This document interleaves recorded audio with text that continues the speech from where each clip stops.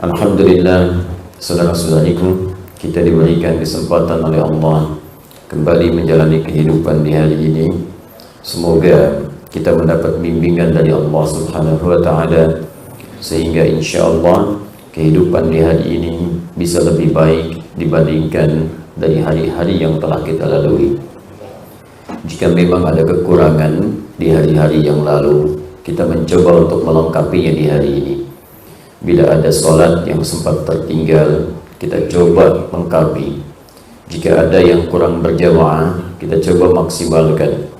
Jika ada ayat Al-Quran yang belum ditilawahi, kita coba membuat target dan dieksekusi. Jadikan hari-hari kita untuk mengisi hari-hari yang lebih diridhoi oleh Allah Subhanahu wa Ta'ala, supaya saat di waktu kita kembali kapanpun itu berada dalam keadaan seperti yang dibacakan oleh imam tadi, husnul khatimah dengan panggilan yang menenangkan.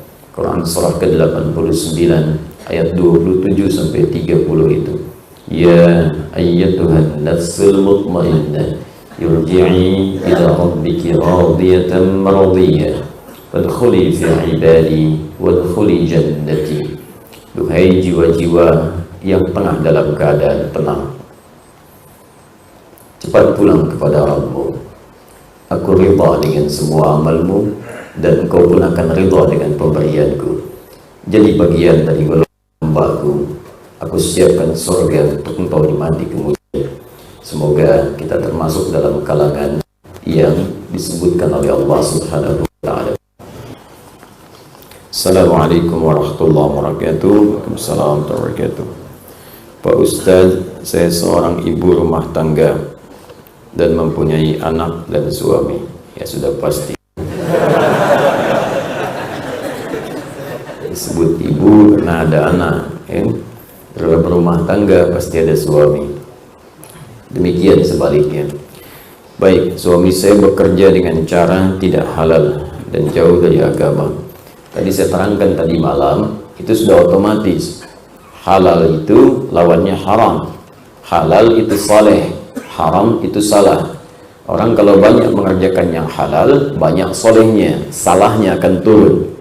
Maka yang soleh ini, jika kemudian diolah dan masuk ke dalam tubuh kita, suami bawa harta yang halal, dibawa ke rumah, dimasak oleh istri, jadi makanan, dibelikan pakaian, dipakai di tubuh, jadi energi, muncul keberkahan di situ.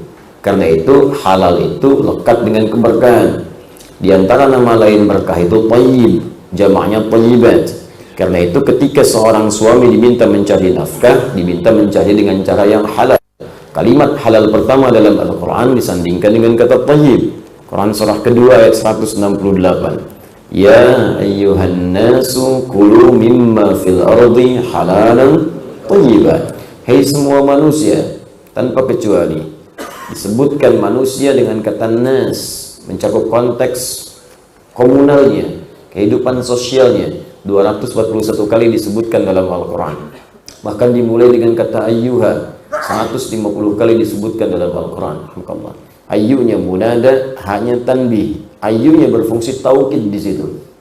Taukid itu penguat, tanbih itu pengingat.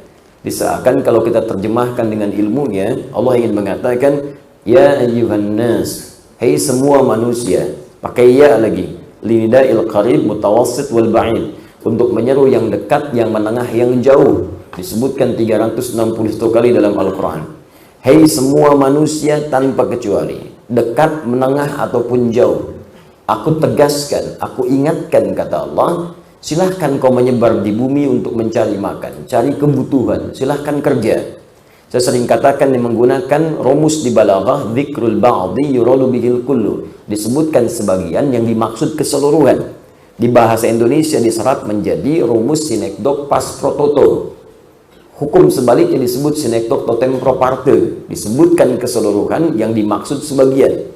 Silahkan cari makan. Anda kan kalau ditanya, papa mau kemana? Mencari sesuap nasi. Padahal kan yang dihasilkan tidak sesuap. Sepiring, sebakul, ya? Tambah yang lain.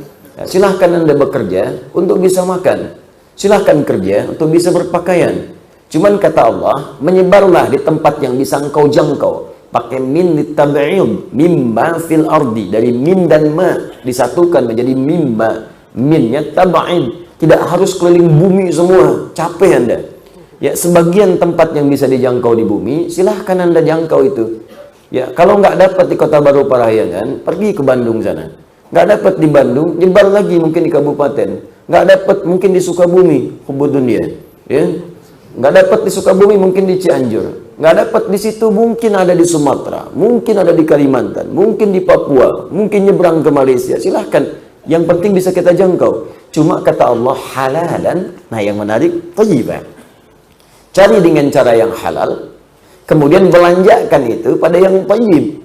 Ya, di antara makna thayyib itu sesuatu yang lekat dengan keberkahan. Bagi orang beriman, halal itu nggak ditanya lagi, tapi thayyibnya yang penting. Sehingga thayyib menjadi jama' bagi orang beriman. Karena orang beriman itu sudah pasti mencari yang halal dan akan mengumpulkan banyak yang berkah. Ketika pindah kepada ayat orang beriman mencari nafkah itu, bekerja untuk mendapatkan harta, maka halalnya dibuang karena iman otomatis mencari yang halal, thayyibnya dijamakkan jadi thayyibat. Pindah ke ayat 172 di surah yang sama Al-Baqarah. Naik ke kiri agak sedikit ke atas.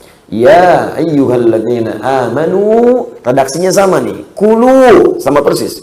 Bedanya min thayyibati ma razaqnakum. Hai semua orang-orang yang telah beriman. Kata Allah, silakan bekerja juga. Jadi beriman pun tidak menghilangkan dan menepikan ikhtiar kita untuk bekerja. Ini bukan karena sudah beriman gak usah kerja. Ya Allah, saya kan sudah beriman, cukup tahajud mas datang. Cukup puasa misalnya, gaji langsung diberikan. Nggak ada. Ya, nggak ada Allah mengutus malaikat tuh ngasih ngaji. Tiba-tiba Allahu Akbar, selesai tahajud dikirim malaikat maut. Buat apa ngasih gaji? Nggak ada. Tugas cuma nyambut nyawa, kan? Baik, Anda kerja berikhtiar. Dari situ min thayyibat. Perhatikan, halalnya tidak disebutkan, thayyib dijamakkan. Ini menunjukkan orang beriman itu lebih melihat pada kualitas bukan kuantitas. Bagi orang beriman itu nggak akan berpikir, nggak harus loba mengumpulkan harta, banyak pengen, bukan keinginan tapi kebutuhan. Apa yang dibutuhkan itu yang didapatkan, berkah yang dicari. Kalau sudah berkah maka hidup itu jadi nikmat. Apa itu berkah? Ziyadatul khair. Ziyadatul khair. Semakin tinggi iman maka akan semakin meningkat takwa. Karena itu iman seringkali disandingkan dengan takwa. Imma takwanya di depan atau di akhir. Contoh yang takwanya di depan. Al-Baqarah ayat 2 sampai dengan 3 dan seterusnya. Dzalikal kitabu la raiba fi hudal lil muttaqin. Siapa orang muttaqin ini? Teruskan ayat 3-nya. Alladzina yu'minuna bil ghaib. Takwa disandingkan dengan iman. Kadang-kadang iman duluan, kemudian takwa. Apa contohnya? Misal Ali Imran ayat 102. Ya ayyuhalladzina amanu taqullaha haqqa tuqatih. Ya ayyuhalladzina amanu, selalu kemudian iman, setelahnya takwa. Iman, setelahnya takwa. Sekarang perhatikan, ketika imannya naik, takwanya meningkat, maka Allah merubah bentuk thayyibat menjadi barakah. Buka Quran surah ke-7 ayat 96. Walau anna ahlal qura amanu wattaqau la fatahna 'alaihim barakatim minas sama'i wal ardh. Bukan thayyibat lagi, tapi barakah. Langsung nilai kebaikannya. Kata Allah, kalau hambaku mampu meningkatkan iman dan naik levelnya kepada takwa, takwanya makin meningkat, maka aku buka pintu keberkahan langsung. Jadi nggak capek lagi, nggak pergi lelah, capek, peras keringat, tidak. Dibuka pintu langit dan bumi untuk memberikan keberkahan kepadanya. Kalau berkah sudah dibuka, sudah semua baik muncul. Baik semua muncul di rumah tangga baik, sehingga cenderung tidak banyak masalah. Nafsu tertekan, sehingga kebutuhan yang dibutuhkan bukan keinginan yang ingin diraih. Kalau sudah seperti itu hidup nikmat, karena nggak ada tuntutan berlebihan untuk bisa mencukupkan kehidupan dunia dengan cara yang tidak wajar. Karena itu takwa selalu bersanding dengan solusi. Perhatikan kalimatnya. Ketika takwa naik, persoalan selesai, rezeki datang bahkan dari sisi yang tidak diduga. Quran surah ke-65 ayat 2 sampai 3. Wa may yattaqillaha yaj'al lahu makhraja wa yarzuqhu min haitsu la yahtasib. Ya, siapa yang mampu meningkatkan takwa kepada Allah, maka Allah akan mudahkan setiap persoalan yang ia alami, diberikan jalan keluar, solusi. Bukan nggak punya masalah, tapi masalah itu saat akan dihadapi diringankan oleh Allah. Rumah tangga itu persoalan ada, Tapi bagi orang-orang yang takwanya tinggi, kadang-kadang masalah berat pun selesai dengan senyuman. Karena sebelum dialami, Allah ringankan itu. Ya, ada orang sudah gelarnya tinggi, harta banyak, kedudukan juga luar biasa, tapi nggak pernah tuntas persoalannya. Itu poinnya. Rizki nggak susah, karena wa yarzuqhu min haitsu la yahtasib. Allah datangkan bahkan dari sisi yang tidak dia duga. Dan karena tuntutannya tidak banyak, karena kebutuhan, bukan keinginan, akhirnya apa yang dibutuhkan itu yang dikonsumsi. Haus itu butuh minum. Minum itu yang penting halal dan berkah. Jadi nggak banyak keinginan. Ada air bening, alhamdulillah. Ada teh manis, alhamdulillah. Teh pahit, tidak masalah. Tapi kalau keinginan banyak, untuk menghilangkan haus saja, butuh misalnya buah naga. Di jus. Subuh-subuh nyarinya susah. Jalan ke Sukajadi. Kan? Belum buka, ditungguin. Sampai siang belum buka juga. Sampai sore belum buka juga. Ternyata orangnya sedang pergi ke Jakarta. Ya. Capek tuntutannya. Nah, itu yang dimaksudkan di ayat-ayat yang lain. Bahkan nanti takwa lekat dengan banyak kebaikan. Pengen bahagia, takwa. Al-Baqarah di akhir ayat 189. Wattaqullaha la'allakum tuflihun. Jadi turunannya banyak. Sebaliknya, orang yang menjauh dari yang halal, maka otomatis yang haramnya itu akan naik. Kalau yang haram naik, salahnya yang muncul. Tadi, halal naik, soleh muncul, salah tenggelam. Sebaliknya, haram yang naik, halal tenggelam, salahnya banyak muncul. Karena tadi iman bersanding dengan takwa, amalan takwa itu amal soleh. Kadang bentuknya ibadah ritual. Karena itu sholat bagian takwa. Ya, puasa bagian takwa. Tadi, dzalikal kitabu la raiba fihi hudal lil muttaqin. Apa amalannya? Alladzina yu'minuna bil ghaib wa yuqimunas shalah. Salat amalan takwa. Puasa amalan takwa. Karena itu puasa lekat dengan takwa. Quran surah kedua ayat 183. Ya ayyuhalladzina amanu kutiba alaikumus kama kutiba alal ladzina min la'allakum taqwa. Umrah haji bagian dari takwa. Al-Baqarah 197. Al-hajju ashhurun ma'lumat faman farada fihinna al-hajj fala rafatha wala fusuqa wala jidala fil hajj wa ma taf'alu min khairin ya'lamuhu Allah wa tazawwadu fa inna khairaz zadi taqwa. Itu amalannya. Makanya orang kalau hartanya bagus, makanannya benar, kebutuhannya pada yang baik-baik, itu sholatnya enak. Nggak disuruh pun cepat itu. Tahajud bisa bangun, duha bisa dikerjakan, ngaji bisa enak, infak bahkan pun bisa masih keluar. Indah, puasa jalan. Sebaliknya, harta haram itu berpengaruh nanti pada peningkatan kesalahan dan kemalasan dalam beribadah. Sholat sudah mulai nggak nyaman. Ya, jauh. Puasa apalagi, jangankan yang sunnah, Ramadan pun kadang-kadang sudah jadi persoalan.